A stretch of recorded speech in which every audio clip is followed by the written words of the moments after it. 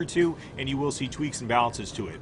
Right off the bat, if you want to acquire it, it's going to be a non-default rare blueprint costing you 8 high-quality metal, 250 metal fragments, and 100 low-grade fuel to craft one of these bad boys. Speaking of low-grade fuel, it will use that as ammo, so in place of magazines, it's going to have tanks of low-grade fuel, and it will be 50 low-grade fuel per tank. The tank's going to last about 10 to 15 seconds when used continuously, and it is highly effective against wood blocks and completely devastating to twig. It will decimate anything that is twig. So if somebody acquires this in the early to mid-game in Rust, and they're able to use the bases that are just sprouting up, it is going to be something that is going to be very feared, more so in the early game. Speaking of how it's going to be used in the late game in terms of gameplay, it's not going to be used as a raiding tool necessarily to raid buildings in terms of penetrating them, but it will be used to complement raids by both raiders and defenders.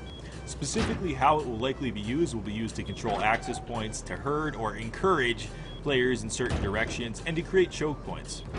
You could use to smoke players out of locations. It has a lot of tactical applications, and I'm curious to see how it's used. In terms of player versus player encounters, the flamethrower is something you do not want to be in front of. If you're in front of its sustained fire, you will go down in a matter of seconds, and it's very hard to heal and also see when that flamethrower is hitting you. It also will cause fires to sprout up around you, so if you're strafing or trying to avoid that flame, keep that in mind because you'll likely be running into other fires. Overall, the item did not seem to be too overpowered, and that was mainly because of the usage of the low-grade fuel for its ammo type. That's a valuable resource and used for many things in Rust, and it's hard to justify on a vanilla server running with this for a sustained length of time. Player corpses will burn up from fires that are left on the ground or from sustained fire from the flamethrower, and the items will drop to the ground. We didn't test it specifically on tool cabinets or building cabinets, but it's probably likely effective against them because they are made out of wood. In perfect timing with the flamethrower, 2 new items have been added into the game with a focus on water, a bucket and a barrel. They're both going to be common non-default blueprints, and the bucket functions exactly as you think it would.